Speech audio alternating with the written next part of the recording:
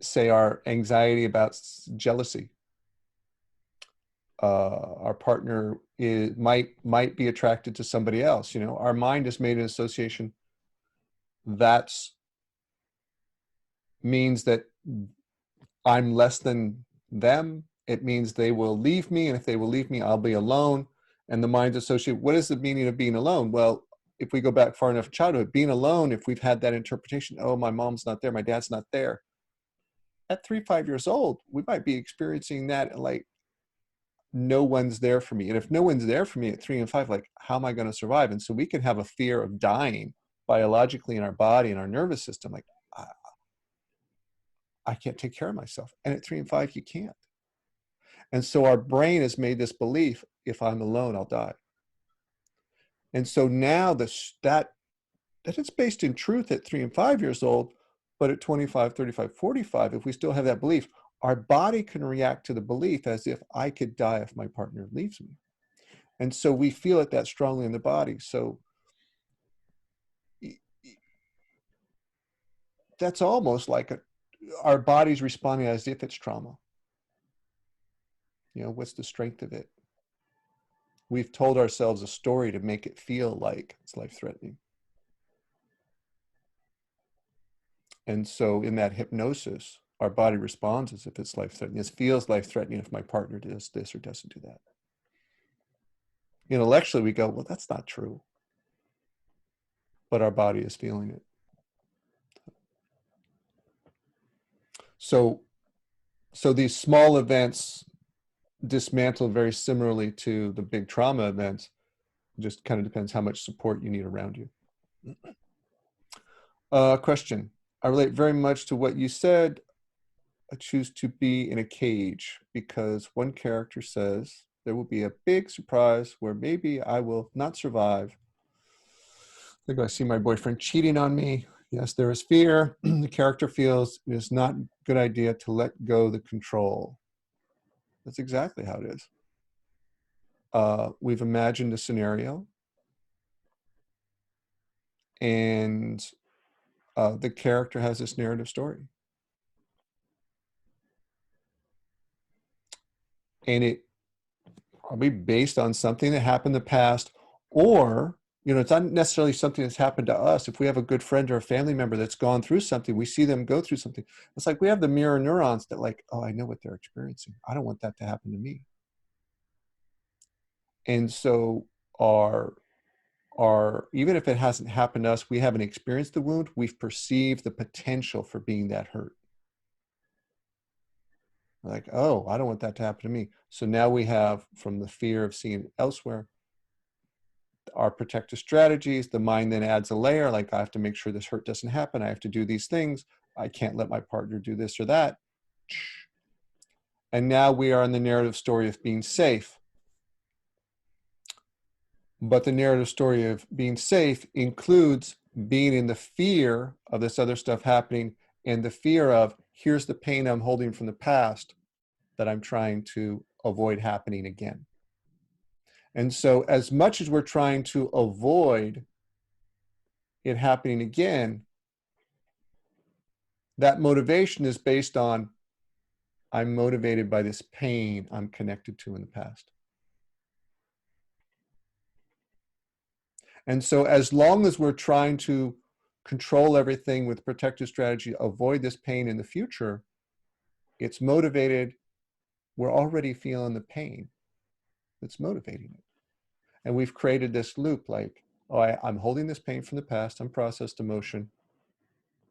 Therefore, you can, and the more active and strong it is, the more you're like imagining it happening in the future, the more you have protective strategies, suspicions of our partner, or anger about people doing this, that, to avoid that emotion that is already there. And so we're like, okay, and so I have conversations with the characters, because I've done it in this office hours, where we talk to this characters like, oh, you're trying to protect this from happening in the future. Okay, great. Where do you feel it now already? Like, yeah, I already feel it here. It's like, well, aren't you trying to prevent that from happening? Yes. But you're feeling as if it's already happened. Like you already have the feeling. They're like, oh yeah, we are. And I was like, would you like to let that emotion go? They're like, no. We need it as motivation so it doesn't happen again. We need to keep feeling this so that we're motivated to keep these protective strategies so we don't feel it again. I'm like, they don't see this like convoluted logic of the very thing that they are trying to prevent is also like, no, we're going to keep feeling this way because it motivates us to keep these protective strategies in place. You're like, but you don't want to feel that way. Correct. But you're hanging on to feeling that way. Yes. Okay. So you're going to find this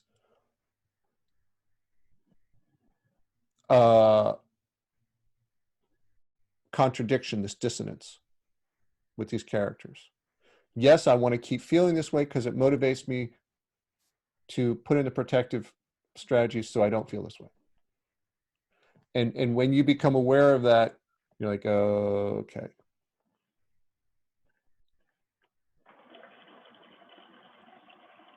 And sometimes it takes a little time for this character to come into awareness. You're training your brain to be in awareness, training these characters to be in awareness.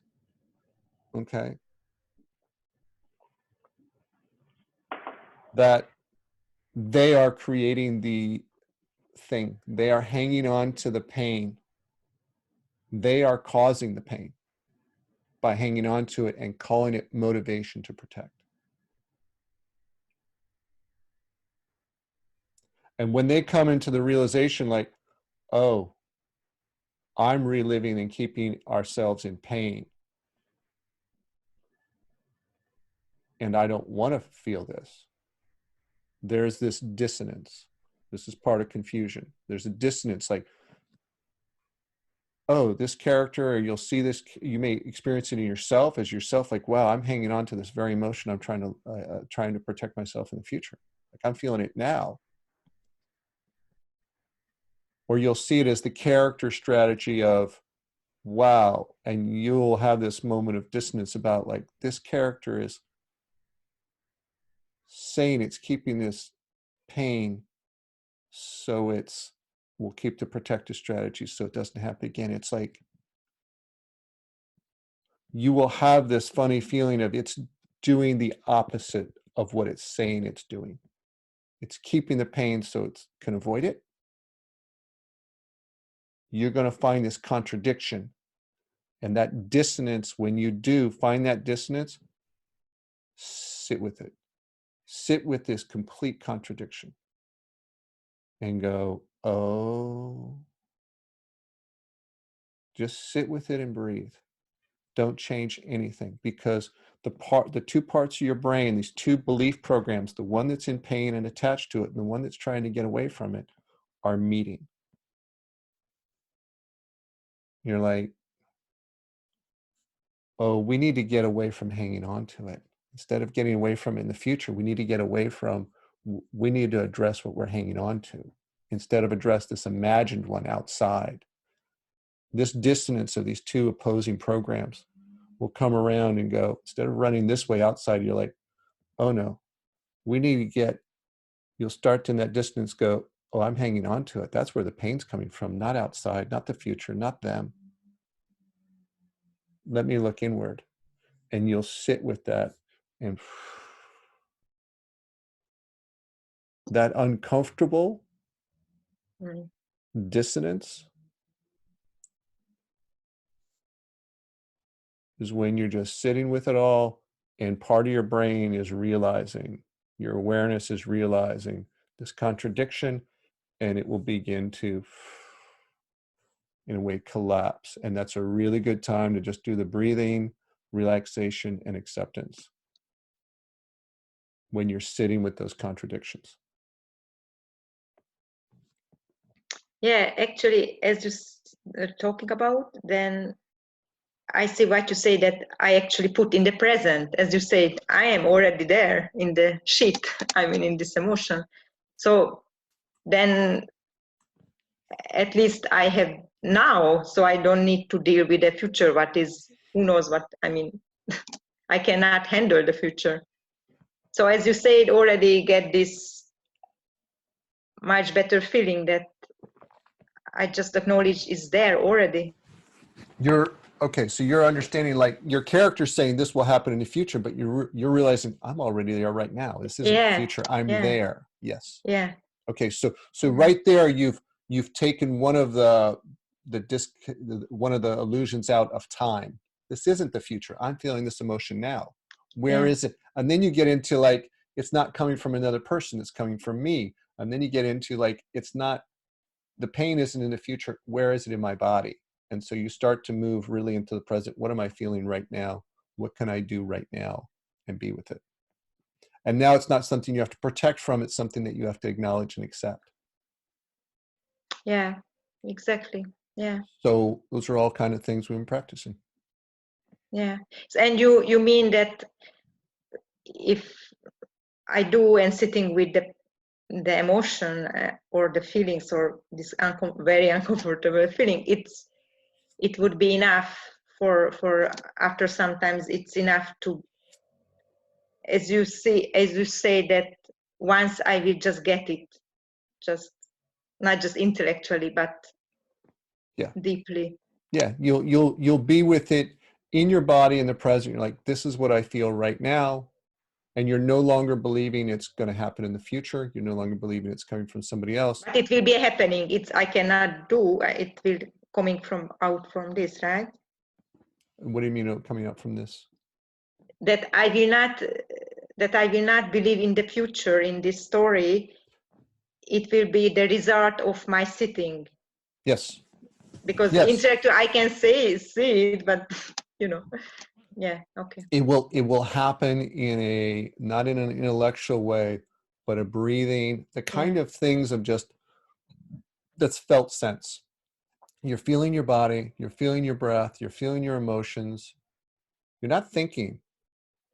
No. You're just allowing these things to be felt. And be like, in right now, and they're not in stories in the future.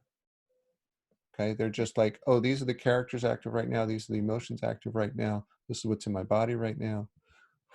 And your awareness as you sit with it, it changes. Yeah.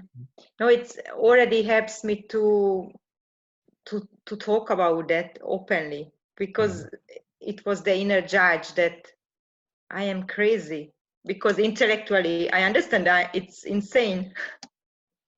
But here in this community, we can talk about that and say, okay.